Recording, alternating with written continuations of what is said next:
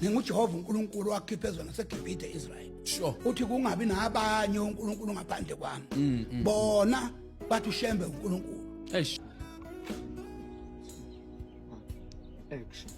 Bingelela babukele emakhaya igama lami nguBreno kaBlose ngisendaweni yasevillage enye yendawo ethe yakhahlumezeka amasinka lona udaba lezikhukhula eduze kwami nginomhlalo wasevillage ubaba Mahlasa kaBhetelwa si live kwi-Inkolo TV awusilandise ngodaba lasevillage si live baba wemandosi awuvusa ingane zonke tshela umakhelwane ukuthi ngiyi-live SABC 1 yamampela awuthi ngifonele umngane wami babukele emakhaya babukele emakhaya siyaqonisavela Khathi ngizoqhosha umsebenzini ngiphelele umsebenzi ke manje. Sonke lesi sikhathi amaNazaretha kade engaboni ukuthi adlala uSomahlaya ogama lakhe okuthiwa uMahlase akaBhetelwa. Osezishintshile manje osezibiza ngaye uApostoli Mbatha. Hayi phansi umoya bafethu. uMbatha ngiyambona ukuthi usesemuva kakhulu. Ade ngilalela enye podcast yakhe ngicabanga ukuthi yokugcina.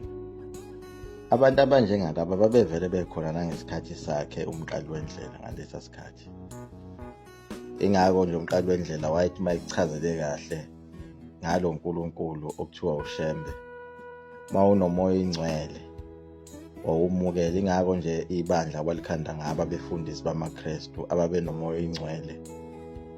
Njengabo nje umfundisi umngoma kwakumfundisi waseyimishini naye omunye uyena waguquka njoba naye uJohn Langatibale nedube naye waguquka wacela ukubhabhadisa umbishop omkhulu wayi understand lento ebuya phesheya manje akwazi ukwethuselwa umuntu onjengoMbatha babekhona ke ababenjengoMbatha ngalesa sikhathi. Lo munye wabefundisi wagcina sedayisa isinemfu edolobheni lalapha yakwaDokoza stand. Abanye babefundisa babenjengoMbatha. uMbatha uyambona ukuthi hayi ngisho ngaqhamuka ngayiphi position umuntu eneyodwa nje kuphela akalaleli ukuthi ikwazi ukuthi uxoxiswane kahle kubonakala ama point. Manje umuntu wempilo yakulona ikholo nanokuthi okunye kufanele kuqondakale umuntu yabona umuntu ongakholwa uyadideka ukuthi kubangwane. Akufanele ngabe ukhona umbango phakathi kwalento ngoba inkonzo kahle kahle eqinisweni asifana sikhonza uNkulunkulu oyedwa yabo. Ayedwa uNkulunkulu okhonzwayo ngoba amaKristu ahamba noJesu baningi phela oJesu eBhayibhelini. KunoJesu lo wakhandwa uPaul lo waseDamaseko ongabonakali. Bese kuba khona uYeshua indodana kaNkulunkulu lo wazalwa uMaria noJoseph. Abafana labo Jesu ngelindanga ngikhothela incwadi ezikhombisa ukuthi yabona ukuthi lo imuphi nalo imuphi. Anabo ngena ku live kwami ngisazokhuluma ngayo indaba kaJesu ngizoyiqala nje eqaleni ngikhulume ngize ngiyofika ngisho eganweni kwakhe ngoba thina lo Jesu sikhuluma ngaye lo kuthiwa uYeshua oyindodana kaNkulunkulu owayumsindisi. Wasokwa lo Jesu wagana waba nomfazi waba nezingane lo engikhuluma ngaye manje lo umoya owakhandwa isigebengu lesokuthiwa uPaul uyena ke lo landelwa abantu abaningi yilo ohambisana ngani nesiphambano sesithombe sendoda yaziwayo kuthiwa uSiza Botjea eyayisitabane lese kuqanjwa ngaye amanga kuthiwa yabethela isiphambanweni lapha efaka umqhele egcwele emasontweni. So ke lezi inkolo zombili ingakho ngathi khona la iqhasha khona inhlansi ngenxa ukuthi azifani yabo. Futhi ngapha amaNazaretha alandela umgodo wenkolo kaJehova imithetho kaMose. Bese uthi ngapha amaKristiani ahamba ngomthetho kaPaul. amaNazaretha ahamba ngomthetho kaJesu noMose noNkulunkulu nabaprofeti bonke lababhalwe ngabo kwiTestament elidala. Ingakho ubona ngapha kumaKristians ubana uMbatha igundele enza yonke into right enjalo. Into efika idala umonakalo ile competition ke manje ukuthi wena nje ubukhonza uNkulunkulu wase Europe wase Rome okhandwe khona owagcina seyisithixo uChristus. Ngiyayichaza ukuthi leyo ndaba leyo akukho wrong lo ku right babevele bekhona abantu bekhonza izithixo ngalesa sikhathi abanye bekhonza uJehova yabo. leyo nto akuyona into ukuthi ngaze uMbatha eze kuma-podcast kanje azokhuluma. Yena funeka ashumayeze abantu bakhe ohlelo lwakhe lwale nkolo engichazayo yalo Jesu lo obonakala lapha encwadini kuphela, ongaveli ngaphandle, ngoba inkolo yobuKristu ime lapha eBhayibhelini ngalesi sikhathi so 90 AD iphela lapho nje, yabo. Kanti manje le kaNkulunkulu manje wezulu nomhlaba iyaqhubeka. uNkulunkulu lokho eqhubekile njalo ethumela abaprofeti, ethumela noba kwaze ufika isikhathi sika Prophet Muhammad nje uthunyelwe uNkulunkulu. Baningi ngeke ngachaza ngabo abaprofeti abafika eSouth Africa, bagxishwa baze badayiselwa kubelungu, baboshwa, babulawa, bethotharishwa ngayo yonke indlela, bethotharishwa abantu ababefana noMbatha ababelwela indaba yesiphambano. Ngoba yabona nje uMbatha kube ukhulunywa nje mhlambe iminyaka yama 1930s 40s ngabe segijimile wayebelungu emaphoyiseni bathi nayi le ndoda eshumela ivuna lingaziwa ibopheni. Babe njalo phela labo befundisi bangalesa sikhathi, kodwa ke abagcinanga kahle. Asazi uMbatha yena ukuthi uyogcina kanjani, ukuthi ukube umuntu ophile kahle hle nokwazi ukulalela, ngabe nje uyidilela nabantu bakhe beqhubeke baphile, ngoba khona umuntu ophila ngaphansi kwenkohliso, yabo. Athokoze ekhohlisekile ngaphakathi, aphile futhi, athi mayikhomba izinto athi thina siyaphila ngale nkohlisa akhombe futhi, yabo. Lokho right, akunankinga, yabo. Nawo amaNazaretha aqhubeka akhonza uNkulunkulu menzo ezulu nomhlaba uJehova, it's fine. Sihlukene vele lezi nkolo, ngeke uzikwazi ukuyihlanganisa. Nanokuthi uma ufuna ukwazi ngoShem, ufuna uqale wazi ngoJesu. Manje uJesu kwawona amaKristu awamazi uJesu emkhuluma ngawo. Ngicabanga ukuthi bayamangala ukuthi uJesu wayiganiwe, wayenomfazi, wayikhwela, yabo. Bangathuka into eyisimanga, yabo, ukuthi wayinezingane. Abakwazi konke lokho. Ngisazokuchaza lokho, ngizokhotha khona futhi eBhayibhelini. Ukhona ngisho umshado wakhe khona eBhayibhelini. Ngizofike ngikhothe, ngithathe ngokuhluza ngibekela phambi kwakho. Usuyamangala ngoba iBhayibheli ufundelwa yibona uMbatha lapha. Manje uMbatha akulula ukuthi ungamchazela ngoShem usukudlala ngesikhathi sakho. Bayolokhu befikile nje lapha. Ngeke zezwe lo yababa ngoba akamazi uJesu, yabo. Uma uke wafunda indaba kaJesu, wayilandela uzofika egcineni wamazi ngempela uJesu. Cha, sengiyamazi. Uvela ukuthwala izandla ekhanda, uvela ubona nangu uShem, yabo. Lapho usuqala khona ukunderstanda indaba yokuNazaretha noShem. Kodwa uma usazi wena lo Jesu oyi-short story kaPawulu ukuthi phakamisa izandla uthi alikho elinye igama elikaJesu kuphela, uyena ongena ngayo ezulwini. So kuphela lapho phela le poem lokukhulunywa ngayo. Akube kusalandelwa zonke izinto nemithetho, ingakho bethi baphila ngaphansi komusa, yabo. Kulesi sivumelwano esisha esiyi-GNU okuthiwa i-New Testament. Ngakho nabazi ukuthi i-New Testament nje kusho ukuthini lokho, ngoba phela kwakuliwa laphana koRoma ngalesa sikhathi.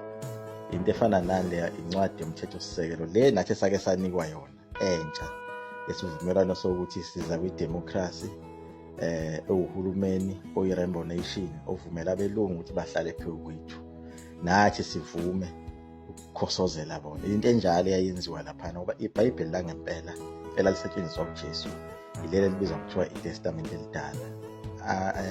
Ofakazi baJehova babiza kahle ngoba basho ukuthi incwadi yamaHebheru. iTestament elisha incwadi yamaGreek namaRoma, yabo. Ayezoyisebenzisa kwa-Israyeli ukuzocindezela amaJuda wa-Israyeli, yabo. Into nje eme kanjalo.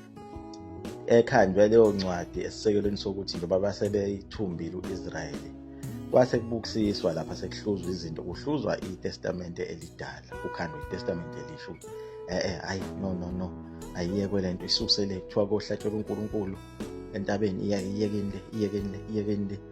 Athi amaRoma ngoba thina sibakhulu kunani, siyayithanda iNkulunkulu, ingabe sayifaka leyo nto ayidliwe, ayithaneni ngaphi iyadliwa. Befaka zonke izinto, thina singamaRoma siyathanda ukuthi nina gundane ngoba vele ukugunda yiko lokhu kunenza libe ngcwele, gundane. Bafaka zonke, yabo. iTestament nje elisha lincwadi kaPaul, ngoba phela ibhalo sekukhona uPaul Titus, ekhona la ebuka ethi bhala ukuthi la wathi eyifaka ke naye endaweni ayikade engekho kuyona, ngoba phela kwakumuntu oyimkhulu kakhulu. Abakwazi futhi abaningi lokho ukuthi uPaul wagcina seyinkosi, wayohlala kulesa sihlalo eRome lesi esagcina sesihlezi bona oConstantine laba bakhanda ubuKristu. Lobo buKristu abayitshela ukuthi bukhona eBhayibhelini athi bukhandwe later. Yabo emva kweminyaka eminingi base uConstantine wayincoma lento yeChristianity wathi lento igqilaza umuntu kamnandi kanje. Ngiyayithanda wonke umuntu akabe yiChristian, yabo. Yasikhandwa kanjalo. Ikona ke lokwakubophisa uShembe ngenxa ukuthi ababusi bomhlaba baphethe ubuKristu. So uShembe waqhamuka waphuma ngaphandle kwale system. Lena esasigqilaza namhlanje yaseEurope wayephuma kuyo. Manje abantu abanjengoMbatha basalekelela isystem yabelungu abasicindezele ukuthi ayiqhubeke icindezela abantu. Kanti njengamanje sizama ukuphuma manje Africa izama ukuphuma uyimele nje ubona koBurkina Faso amazwe aseAfrica amaningi asayishile kwayona iChristianity ngoba ayayazi ukuthi ayifike ukuzokhova abantu ngoba ngempela uphenduka kube umkhovu nje ube yinto nje indoda engaphelele kahle. Nami uMbatha bese ngihlukene nawo kodwa lokho sekuyisiluleko sokuthi abantu abayi-understand lento. Ngiyanimema na ku live lapha ngisuke ngikhipha khona amangwevu kahle 2 hours to 3 hours. Ngiseza nendaba kaJesu ngisazokuvezela izinto ongazazi. Ngoba futhi bona amaKristu kwalo Jesu wawo asuke ethaya umkhawonza ushibhile kakhulu. Uthothobele kakhulu ya Jesu. uJesu ngempela akathothobele. Yilona ongafanga lwenkhuluma ngayo. Yilona uShembe ahlabelela ngayo lesi hlabelo lo2 esasifundwa kuyo. Ushande engasazi ukuthi sisho ukuthini. Ethi ngisize Nkosi yami ngoJesu umkhululi ongafiki. Lo Jesu ongafanga isiqhwaga. Esasilwa ngaleza inkemba lezokwathi wayithengela. Ngizokhuluma ngize ngifike nakuJesu owafanga ngoba baningi labo Jesu. Umpanza lona uMbatha sengithi uMpanza. uMbatha lo sengimhlolile kahle ukuthi hayi khohlwana bafana khohlwana. Yeke indiyanto leyana. Kodwa phela ngeke wazi uShembe ngoba uShembe uyena othanda abantu. Yabo hayi ukuthi wena othanda yena. Uyena osuke ekuthandile mase kuvezela. Njengaba befundisa omngoma lobo wabavezela ukuthi ubani. Bamangala baze babuza bathi hawu uShembe kanti uJesu safika yini emhlabeni. Osuke ekuthanda kuShembe makunjalo. Bakhona futhi abefundisi ngibade ngichaza abasala ngaphandle ababenganawo lento yomoya ngaphakathi kubo oyingcwele ababengathandwanga uShembe okungagcinanga kahle ngabo asazi kuyogcina kanjani ngaye uMbatha liyaguqa lapho ekumkedlela mzona amafutho omkhulu into emnesophathe la sibukela ivideo kaMahlase kulwa noZikana ya wena umshayelana ungizwa usho bani uthi hey wena mina nguNdunankulu akaZulu Natal. mina ngilihlase se-South Africa eshayayo. Wena umhlali wase South Africa. Mina nguNdunankulu akaZulu Natal. swi umkhiye yini enkulu kwaZulu Natal eSouth Africa? Imina nje ngumkhulu. Imina umkhulu waseSouth Africa. Ithini profile yakho? swi Yini profile? Oh, iprofile Mahlasi ile ngibekwayo. ayomfaka ihlathi Ukonduzo ngabe Angakho izindlu phela mina. Angakho izindlu. Mina nginsembu ngiyashanga sha uUndertaker phela nginemali zami mina. Ngaya phesha ngisho uUndertaker. Ngabuya ngeza la eSouth Africa. Cha Mahlasi. Mina ngisho iportfolio yakho. swi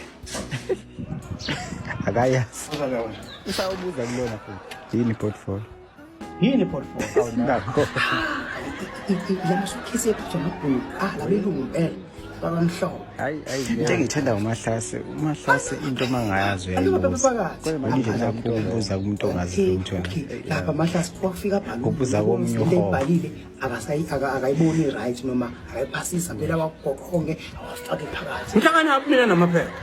hayi ngidlisa Ngihlangana naphi mina namaphepha? Ke nawe. Fakiwisa na. Ngeke vele ngimphuthume umuntu la kubona utshwala.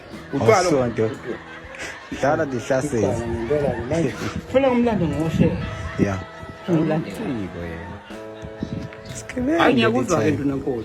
Hayi wena ngani yakwethu. seyincane Umwakwethu Ndunankulu. Nathi Ndunankulu asisebenze. Naye lo akasebenzi. ayijika wena akanamqashi sonke siyayifanele nje nenkuku okusizame phela nangamatokwane kodwa phela kahle wena ya kade mkhosi kade uqamba uma Dunekule sizame nathi